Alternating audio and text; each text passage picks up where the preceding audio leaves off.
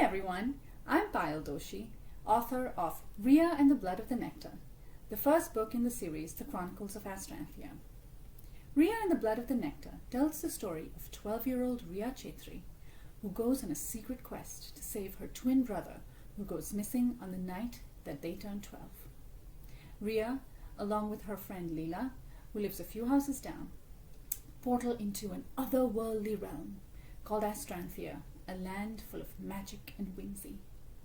There, Rhea and Leela befriend Zarantha, an Astranthian barrow boy, and Flula, a Pillywiggin Purry. In this thrilling tale of family and friendship, Rhea must grapple with dark truths about her past, battle with evil creatures, fight for what is right, and save Rohan and Astranthia from a potentially deadly fate. But the clock is ticking. Can Rhea rescue Rohan, save Astranthia, and live to see it all?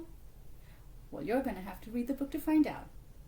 But I'm going to give you a sneak peek by reading Chapter 18 of Rhea and the Blood of the Nectar. Chapter 18, The Sea of Serpent Lilies.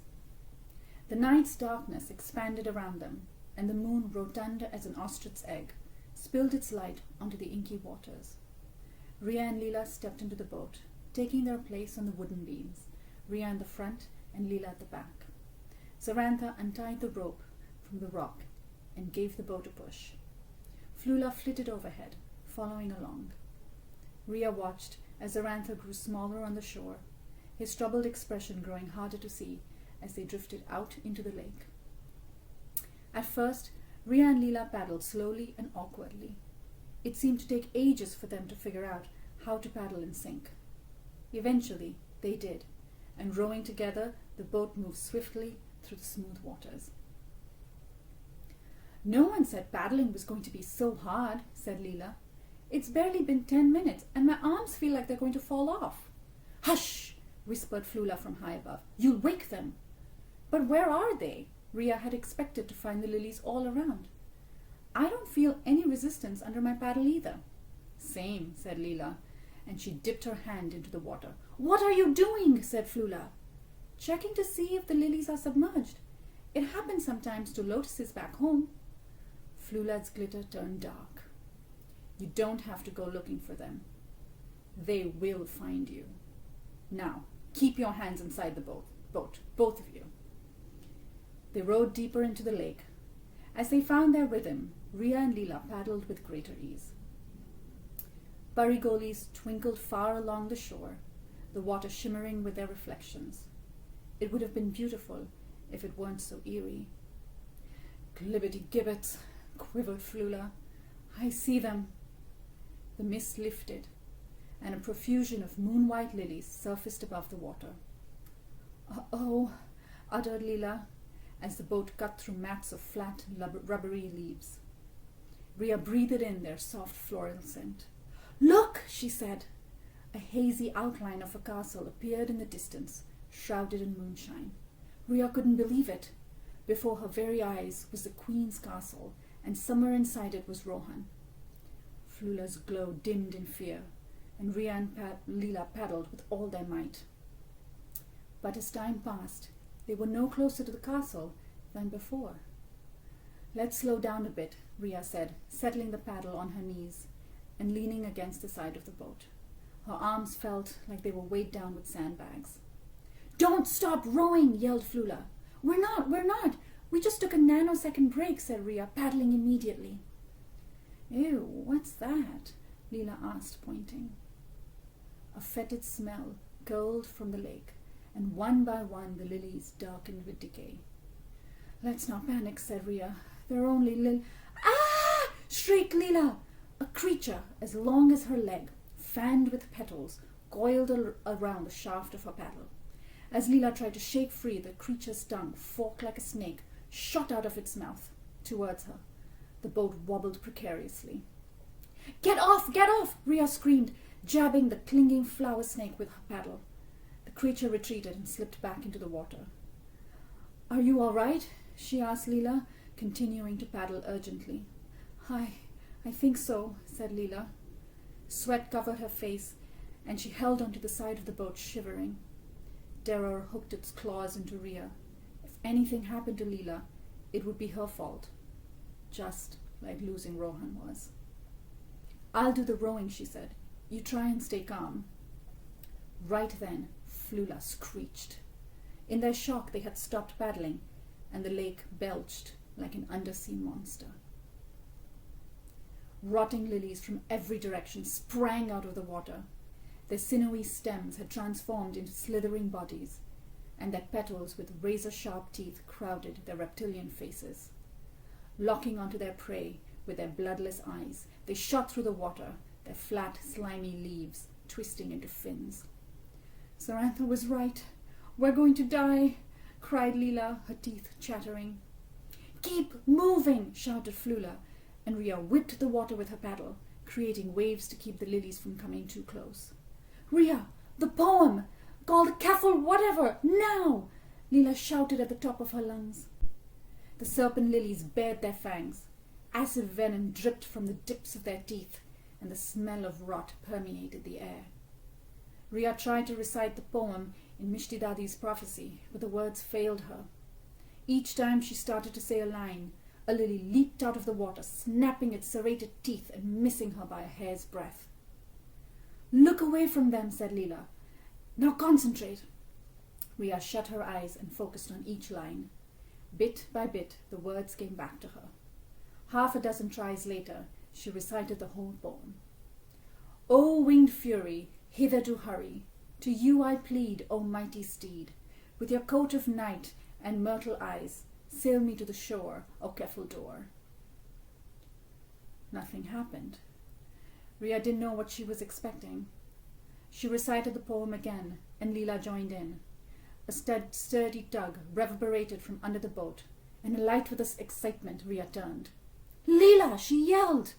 Serpent lilies excreting sticky secretions were slinking up the sides of the boat. Taking turns, she and Leela thwacked them, but the serpents inched higher, smacking the paddles with their sharp tails. Every few seconds, Flula cried warnings as more lilies slid up the boat or soared out of the water. Rhea was completely drenched. The boat had veered considerably away from the castle, and before Rhea could think of what to do next, Leela sprang out of her seat. 2 serpent lilies had snuck inside the boat, right between her and Leela's legs. Rhea tried to kick the creatures back into the water, but they bounced, snapping their jaws. Leela smacked them with her paddle, while Rhea rowed with a vengeance, kicking at the heads of more lilies as they slithered their way in. In the midst of everything, an idea came to Rhea. An incredible, fabulous, probably impossible idea. "Flu!" she yelled. "Bring as many parigolis as you can. Hurry!" In a burst of energy, Flula darted across the water into the woods. Rhea didn't know whether her trick would work, but they had nothing to lose at this point. Turning back to the lilies, Rhea continued to recite the poem. She and Leela took turns paddling. At last, it seemed they were starting to tire out the lilies. One by one, they fell over the side of the boat into the midnight water. Just when things were beginning to get better, a lily sprung out of nowhere and coiled itself around Leela's leg. Rhea threw down her paddle and grabbed the serpent with both hands. Peeling it off her friend, Rhea hurled it far into the lake. And as the serpent lily arced through the air, she spotted a piece of Leela's petal skirt snagged on one of its fangs. Heart pounding, she glanced at Leela, who was frozen with fear. Their feverish movements had generated enough velocity to keep the boat moving on its own, at least for a moment. Leela turned pale as the moon. "We're as good as dead," she said, staring at the relentless lilies. Desperately, Rhea tried to come up with more ideas. "This is like a puzzle," she thought. "Just another puzzle to be solved with the tools we have." As she racked her brain for a way out, serpent lilies gorged on the soggiest parts of the boat. Others shot out of the water to get a bite of human flesh. A pack of lilies seized Leela's paddle with their teeth, snapping it into 2. Leela swung around in terror, slicing Rhea's arm with the broken edge of her paddle. Blood poured out of Rhea like a river, and her wound throbbed as if it had a heart of its own. White spots clouded her vision, and she cried out in pain. Leela gaped at Rhea's wound. "What have I done? I'm so sorry, I'm so sorry." "It's okay, keep paddling," Rhea said, with a wince as her paddle slipped from her hands. Leela grabbed it and began paddling like crazy, creating a fury of splashing water which made the boat go round in circles. Rhea tried not to pass out. She stared at the blood flowing out of her arm. Trying to numb the pain, she shook her arm over the water. Leela's eyes went wide with disbelief. "Look! The lilies are swimming away!" As droplets of Rhea's blood dripped into the lake, Rhea watched in amazement as the serpent lilies darted away from her blood like it was poison. As long as she bled into the water, the lilies circled at a safe distance. Rhea was excited and relieved.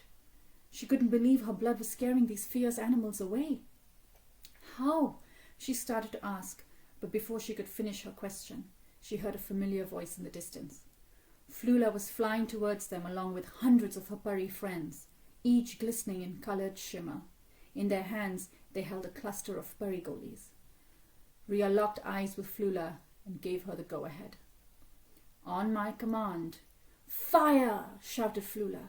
The purries flung the purry-golies over the lake, and the white eyes of the hissing lilies fastened onto the dancing dots. In seconds, the nefarious serpents went limp, floating in a daze. The purries twittered with joy. Leela stopped paddling for a minute, mesmerized by the purry-golies, until Rhea reminded her to blink. Taking advantage of the purry's distraction, Rhea recited the Kefaldur call. The two girls paddled as fast as they could, hoping to make as much progress as possible before the purry-goli spell wore off. "I can't go any further," Flula called from behind them. "Keep paddling and stay safe." "Good luck, my petals." "Thank you, Flula," called Leela as they paddled with all the energy they had left. The castle appeared through the mist for a moment, and Rhea's heart jumped with joy. But their good luck didn't last. The purry-golies only distracted the lilies for a few minutes. Rhea's bleeding slowed down, and the blood in the water thinned. All too soon, a cluster of serpent lilies rose to the surface beside the boat. They snaked and slithered over each other, inches away. In their devil eyes and spitting tongues, Rhea saw her death, brutal and cruel. Desperately, she stuck her arm out again and shook it, but merely one drop of blood fell over the serpent lilies' heads. The moment the droplet touched one of the lilies, its skin sizzled and its eyes bulged. The serpent lily twisted its root-like body out of the water and screeched in agony. "Watch out!" cried Leela. The writhing creature leaped for Rhea's face, but before it could reach her, its body swelled like a balloon. Then, like a firecracker, it burst, guts, blood, and flesh flying everywhere. "You did it! You did it!" Leela yelled. "Did I?" Rhea asked, dazed. "How? With my blood?" Unexpectedly, Poppy's words on how to survive the lake came to her.